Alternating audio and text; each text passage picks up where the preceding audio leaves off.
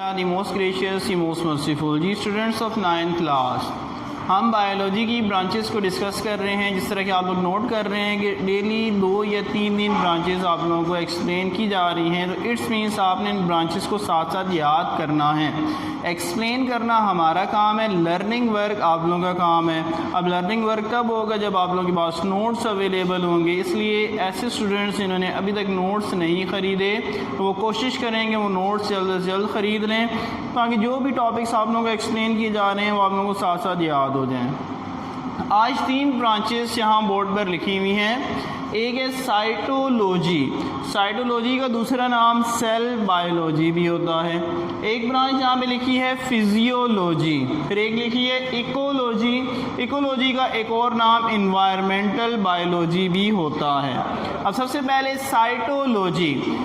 Cyto निकला है cell से, साइटो जो एक वर्ड है हमारे पास, साइटो ये निकला है सेल से। सेल और उसके ऑर्गेनल्स, लॉजी का मतलब होता है स्टडी, मैंने बिल्कुल सिंबल लिखा, study of cells and its organelles. हम इसके अंदर पढ़ते हैं कॉम्पोजिशन ऑफ सेल, कि सेल किस तरह से बना हुआ है, उसके फंक्शंस किस तरह से हैं, वो काम किस तरह से करते हैं, और उनके जो स्ट्रक्चर है, साख्त है, शक्ल है, वो सेल की कैसी होती है। यानी कि बायो की ऐसी ब्रांच जिसके अंदर हम कॉम्पोजिशन, स्ट्रक्चर और फंक्शंस पढ़ते हैं सेल के, और सेल के अंदर जो मज़ीद ऑर्गेनल्स मौजूद होते हैं उनके। आप लोगों को पता है, जैसे मैंने फर्स्ट लेक्चर के अंदर बताया था कि लाइफ की स्टडी बायोलॉजी कहलाती है, और बेसिक यूनिट ऑफ लाइफ क्या है, सेल।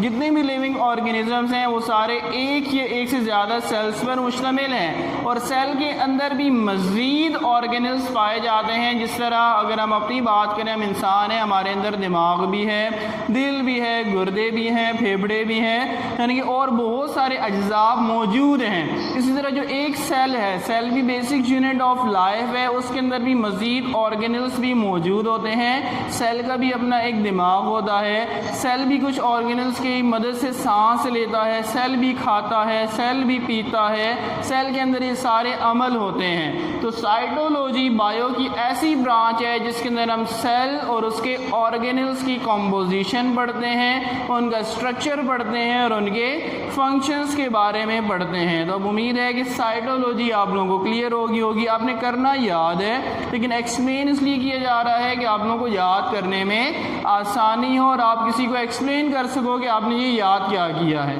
फिर इसी तरह अगली ब्रांच है फिजियोलॉजी। फिजियो निकला है फिजिकल से, तबई हालत, यानी कि फिजिकल पार्ट्स थे, ठीक है। तो यहाँ पर मैंने लिखा है study of different parts of living organism.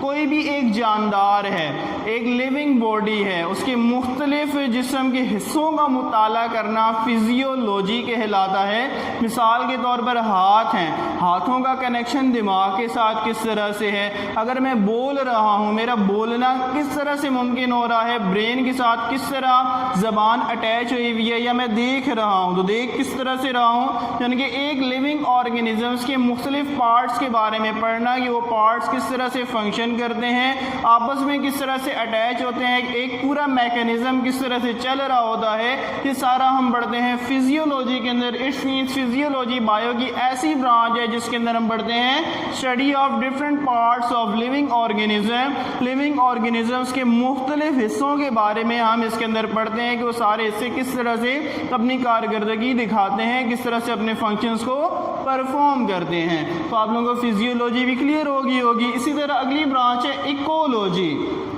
Eco जो है यहाँ पे ये निकला है इन्वायरमेंट से, माहौल से। इस तरह मैंने स्टार्टिंग में बताया, इकोलॉजी का दूसरा नाम इन्वायरमेंटल बायोलॉजी भी है। इसके अंदर हम क्या पढ़ते हैं कि जानदारों का अपने जानदारों के साथ क्या ताल्लुक़ है, और जानदारों का गैर जानदारों के साथ या अपने माहौल के साथ क्या ताल्लुक़ है। जिस तरह फॉर एग्जाम्पल हम इंसानों का पौधों के साथ एक बहुत गहरा ताल्लुक़ है, 2 तरह से। एक ताल्लुक़ इस तरह से है कि जितने भी प्लांट्स हैं वो हमें सांस लेने के लिए ऑक्सीजन प्रोवाइड कर रहे हैं, तो इट्स मीन्स लिविंग ऑर्गेनिजम्स का लिविंग ऑर्गेनिजम्स के साथ एक ताल्लुक़ हो गया।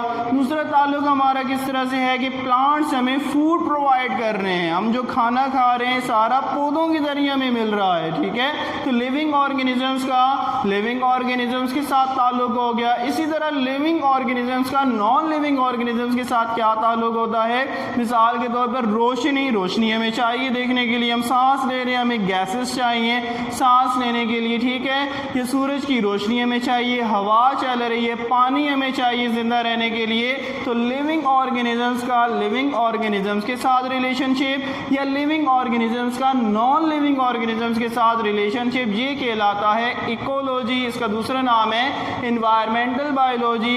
तो स्टूडेंट्स आज हमने 3 ब्रांचेस के बारे में डिस्कस किया, साइटोलॉजी, फिजियोलॉजी एंड इकोलॉजी। आपने इनको अपने नोट्स में से अच्छी तरह से पढ़ना है, लेक्चर को सुनना है। सुनने के बाद जब आप इन तीनों ब्रांचेस को याद करना शुरू करेंगे तो आपको याद करने में बहुत आसानी होगी। कोशिश करनी है जो डेली आप लोगों को लेक्चर मिल रहा है आप उस लेक्चर को सुनकर नोट्स ओपन करें और अपने टॉपिक को साथ साथ याद करते जाएं। इंशाल्लाह आप तमाम स्टूडेंट से नेक्स्ट लेक्चर में दोबारा मुलाकात होगी।